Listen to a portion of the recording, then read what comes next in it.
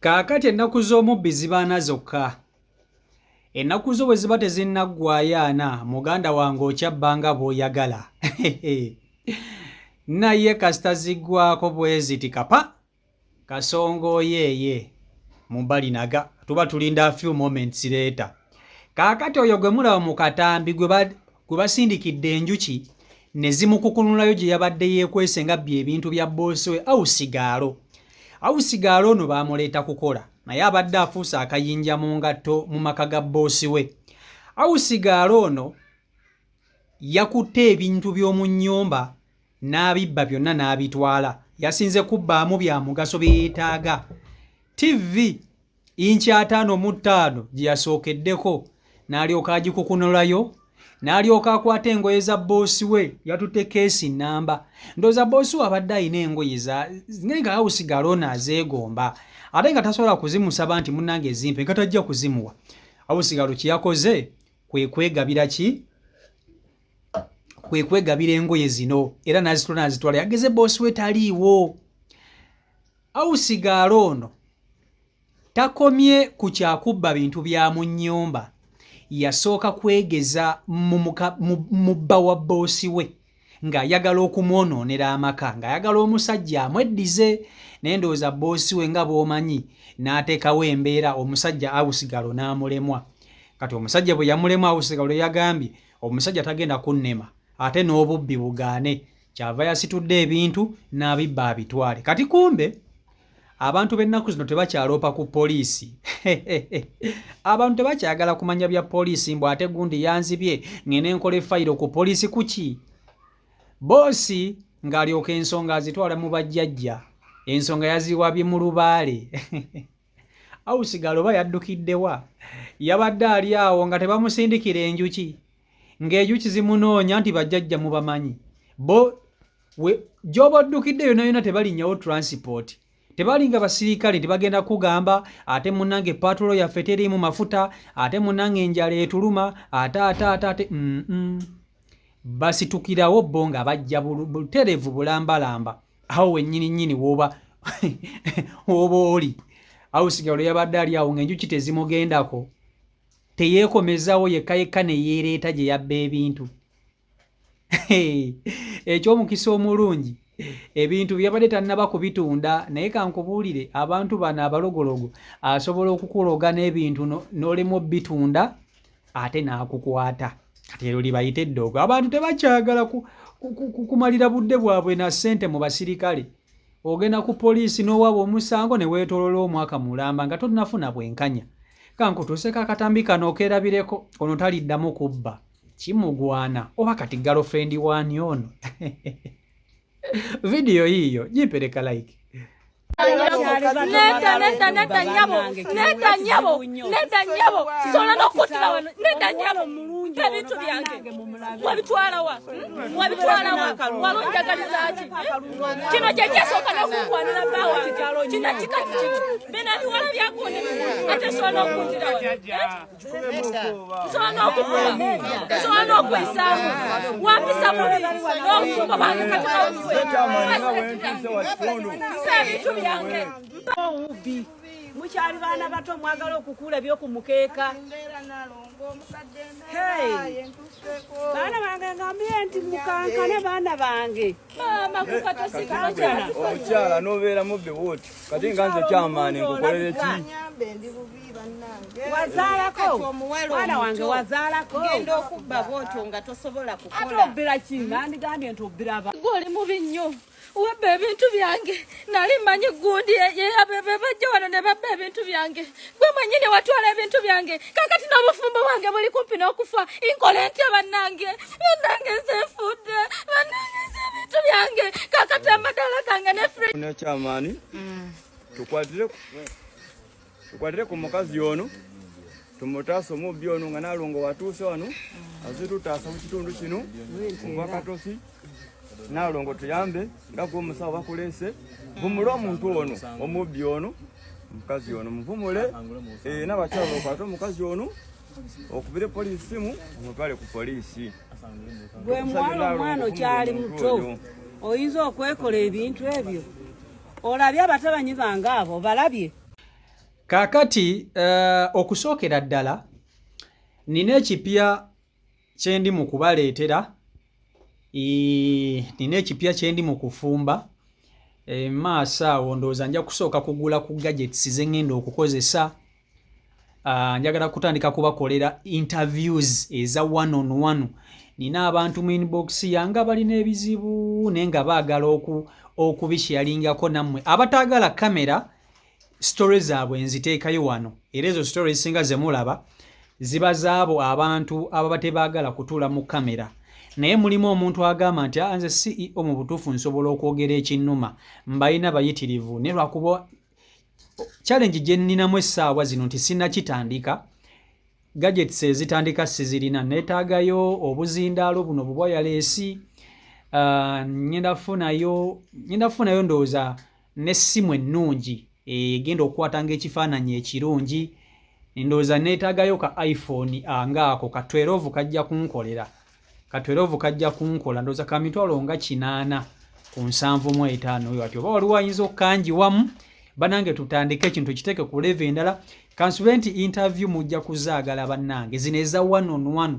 Omuntu ajja anyumya ebizibu bye, ajja anyumya obulumi bwe bw'alina, buli kimu abamuwa solution mugimuwe, n'abamuwa ku magezi, abamuwa ku buyambi, byonna ngenda kuba nti ate nkola ki, ngenda kuba nti ate mbikwasaganyamu. Nteremu essaala nsobole okuba nti nfuna ebintu ebyo. Bwabaayo muzeeza Kisayi naye naali eyo ng'alina ky'asobola okumpa ebimu ku ebyo, neeyanziza nnyo neeyanzeege. Bw'oba oli eyo ng'ondaba ng'olina, ne bw'oba olina dduuka lyo nga litunda masimu oba nga litunda microphone, mpita nkukubira tisika akalango ka bwereere. Oba okitegeera tusobola okuba nti tukwatagana, tondekanyiza bintu byo. So okuba nti ate tukola ki?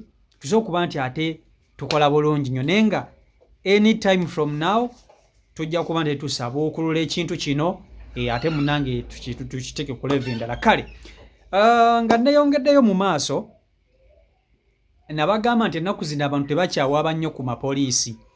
Poliisi zidibya emisango. Nkyokera ku makya ng'olina omusango gwe gw'oyagala okukola ki? Ng'olina omusango gwe gw'oyagala okuwaabira omuntu. Ne munnange n'ogenda ku poliisi abantu ne bakubuzaabuza, ne bakuzza eno ne bakuzza eri.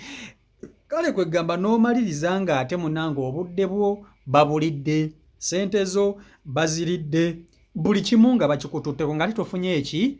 Tofunye justice gw'oyagala. Kakati munnange ensangi zino abantu kati nno obwanga baabuzizza mu bajjajja. Bajjajja bano be bantu b'otasobola kutuma wantu ne batagenda. Wabbye n'oddukira mutukula ku booda, batuukayo tebeetaaga ate kugenda ku transport mbu ate katulinnye butubaye tutambula jjaamu bwabadde mungi mbu ate emmotoka efiiridde mu kkubo nga tugenda beetuukira mu mpewo. Nandibadde ngamba nti beetuukira mu buntu naye bo beetuukira mu mpewo. Okitegeera?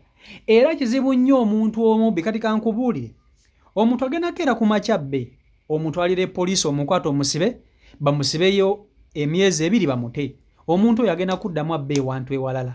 Naye kizibu nnyo omuntu okumusindikira eddogobaala n'addamu n'abba. Kizibu. Ono kati gwe basindikidde enjuki. Anti jjukira bwe bakusindikira eddogo osooka kuziba mumwa nga tokyalina maanyi googera. Nsonyiwa ebintu biba bikutuddeko nga nze tolaba abantu bwe basindikidde amalogo baba tebakyasobola kwogera kigambo n'ekimu. Nga talina kyasobola kwogera ng'ebigambo byamuweddeko. Kati be bayita bajjajja. Poliisi abantu baazidibya. Omuntu agenda kuwaabira omuntu amuliridde ssente ze ku poliisi. Oli gwe bawaabira ataagulirire poliisi. Poliisi ebive ku musango. Omuntu agenda kuwaabira omuntu amubbyeko ettaka lye. Oli agulirire poliisi. Poliisi ekiveemu. Naye muganda wange omuntu alina ngeri gy'agenda guliriramu bajjajja malogo ng'ago. Agenda tandika atya? Era bajja mugamba ati genda eri ugundi yabikusindikira akuvumule, oba mwetondere, oba kola kino oba kola kiri, bwe kityo. Era kiba kizibu nnyo omuntu okugamba nti munnange kaakati nno bukiro bwe kiti ewabbye naye katukole bwe tune bwe tyowone omala kuddayo ne weetonda. Kakati be bajjajja. Kakati ono awusigaalo yabadde ndowooza alowooza agenda kuguma Zambiro. Abantu baafuuka bakambwe, abantu baafuuka bazibu.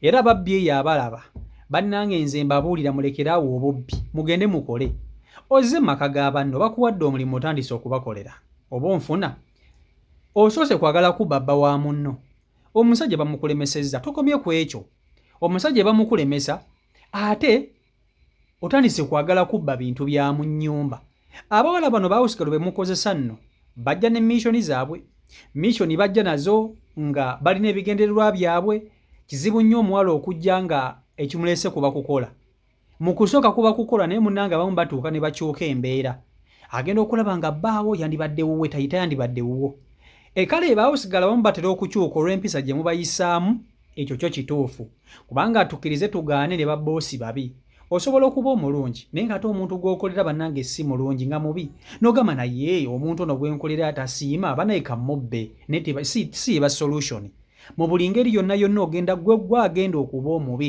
gwe awusiga alabbye so kiba kirungi nnyo bw'oba ng'olaba abantu bakubonyaabonya n'odduka n'ovaawo okusinga okudda wato okuteekako embeera n'amalogo g'oteetegekedde kati awusigala ono bamuleese etandisa ate bba wa munna ayagala mukwana ayagala mweddiza bamumulemesezza atandisa ate kutunuulira bintu bya mu nnyumba bawusigala basinga beegoma engoye z'ababoosi baabwe engatto ono yabibbye nabba eby'omu nnyumba eyo tivi gy'olaba gijjabbi eri mu kakadde nkakamu emitwalo nga 10 oba 20 okitegeera naye lwakuba nti yagibbye abayita naba kugitunda abayita naba kugitunda naye baagimusuuzizza ne bagimulemesa so kati n'olwekyo